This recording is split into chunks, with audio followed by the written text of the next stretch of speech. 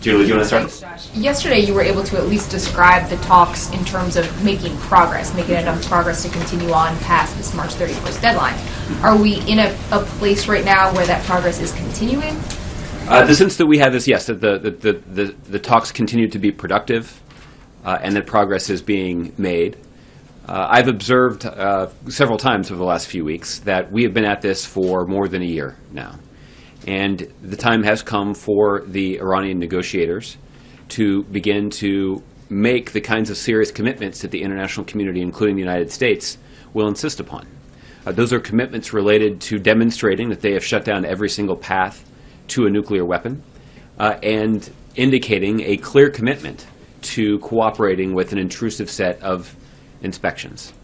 And while the talks have been productive, we have not yet received the specific tangible commitments that the international community seeks. So yesterday, when you described the productivity and the progress in the talks, you said as long as that continued, you'd be willing to go into Wednesday, today. If the progress continues today, and there's no deal by the end of the day, we're early evening in Switzerland right now, That's right. Are you willing to go into Thursday or later into this week? Well, I don't have any update on the schedule simply because it still is in the evening in Switzerland and they're still working on this. I think our approach to these conversations hasn't changed, which is that as long as we are in a position of convening serious talks that are making progress, that we would not arbitrarily or abruptly end them. But if we are in a situation where we sense that the talks have stalled, then yes, the United States and the international community is prepared to walk away, because we've been very clear about what kinds of commitments we expect, and we've been clear about those kinds of commitments for in excess of a year.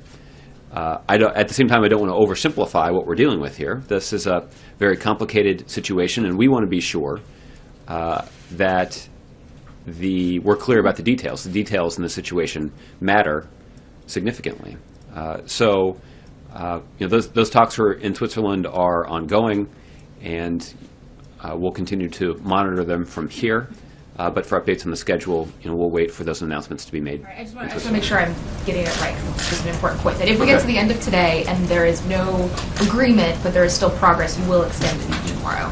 Well, any type of schedule update like that would come from the negotiators, and I am at this point reluctant to fast forward to what would happen at the end of the day if an agreement is not reached, because they are still discussing an agreement right now as we speak. So I don't want to get ahead of those ongoing negotiations. But I do think it's fair for you to assume that the approach that we demonstrated yesterday is one that we'll continue to demonstrate, which is placing a priority on the productive nature of the talks and trying to reach an agreement.